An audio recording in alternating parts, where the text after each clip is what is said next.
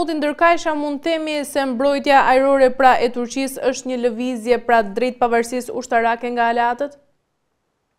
Po, kuptohet që është, sidomos me flotën e bajraktarëve që investon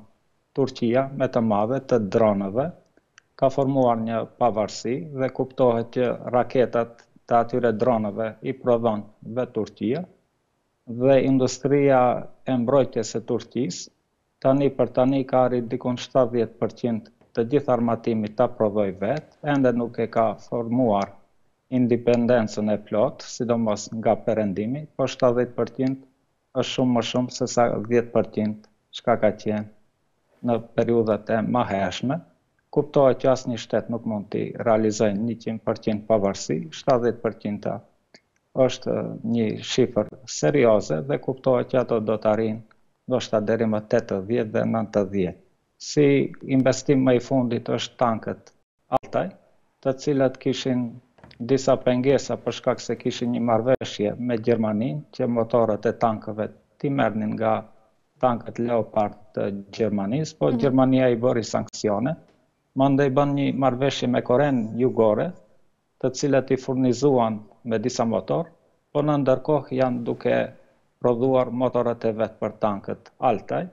dhe këtu duhet të theksojmë që pasi që i mori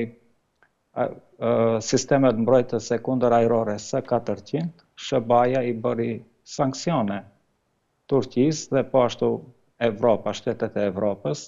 dhe tani Turqia nuk mund të marrë pjesë për aeroplanet F-16 të cilët i kanë, po ashtu nuk mund t'i blej aeroplanet F-35 të cilët i kishte paguar dhe ishte në proces për t'i marrë. Prandaj dhe Erdogan dhe qeveria e Turqisë kanë vendosur që të prodhojnë aeroplanet e vetë dhe deri tani ka disa projekte që i kanë realizuar, janë aeroplanet Hurkush, Hurjet dhe Kan. Kan është aeroplani sistemit të gjeneratës së 5, është një ndër më të mirat në botë, që mund t'i prodhoj vetëm Rusia, Kina dhe SBA-ja, pra Turqia dal nga dal është duke u bërë një yll në mbrojtjen ajrore dhe në luftat moderne. E qartë, për zotit Auti, si ndryshon ky sistemi i ri pra i mbrojtjes ajrore nga teknologjitë e mëparshme që ka përdorur Turqia? Po kuptohet që më herët o dash që çdo herë të kërkoj leje prej amerikanëve për t'i mbrojtur interesat e veta. Një shembull të tillë kemi kur turqit vriteshin në ishullin e Kipros nga grekët, nuk mund të intervenonte Turqia pa lejen e amerikanëve. Mirëpo në atë kohë vjen në pushtet Erbakan, i cili është paraardhësi në fakt i Erdoganit, dhe ai vendos në vitin 1974 pa lejen e amerikanëve që të sulmojnë ishullin e Kipros dhe e pushtojnë një pjesë të Kipros dhe sot e kësaj dite Kiproja është e ndarë. Por kuptohet që amerikanët në atë kohë për disa vite ju bëjnë sanksione turqeve, pra gjatë gjithë periudhës turqit nuk kanë mundur t'i mbrojnë interesat e tyre. Mirëpo tani ata nuk mërziten shumë se si do të reagojnë amerikanët për shkak se kanë industrinë e vete dhe kuptohet që tani ata shtetet që janë armiq me Turqinë frigohen nga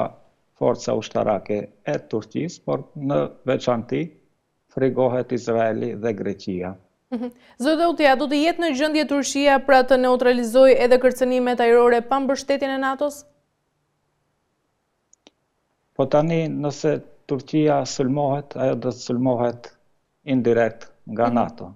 Pra Turqia nuk mund të pres ndihmë nga NATO, se nëse e sulmon Turqinë Greqia apo Izraeli, ata nuk mund ta marrin këtë hap pa lejen e amerikanëve dhe pa ndihmën e evropianëve. Pra nuk është se Turqia varet shumë nga SBA, edhe pse zyrtarisht është në NATO, Turqia është në bashkëpunim të mirë me Rusinë dhe e pam gjatë ditëve të kaluara mori pjesë edhe në BRICS, është e interesuar që të antarësohet në bllokun lindor aziatik, po edhe botëror, të cilët përpiqen të formojnë një rend të ri botëror dhe t'i japin fund rendit botëror të udhëhequr nga amerikanët, sidomos pas luftës së dytë botërore, dhe nëse ka garanca të fuqishme nga Rusia me furnizimin e sistemeve mbrojtëse dhe një aleancë të mundshme me Iranin, nuk do të guxohej kush nga perëndimi që ta sulmoj Turqinë dhe prandaj Turqia do të ndihet e sigurt dhe të vazhdoj prosperitetin e saj ekonomik. A mund të jetë pra edhe kupola e Celik një model pra për vendet e tjera që synojnë edhe autonominë ushtarake? Po kuptohet, tani Shqipëria nuk ka asnjë sistem mbrojtës. Gjatë kohës së komunizmit të paktën kam pas disa sisteme mbrojtëse nga Kina. Sidomos po ashtu edhe Maqedonia, ku jam edhe unë, nuk kemi asnjë sistem mbrojtës dhe jemi në një kohë kur rrezikohet një luftë botërore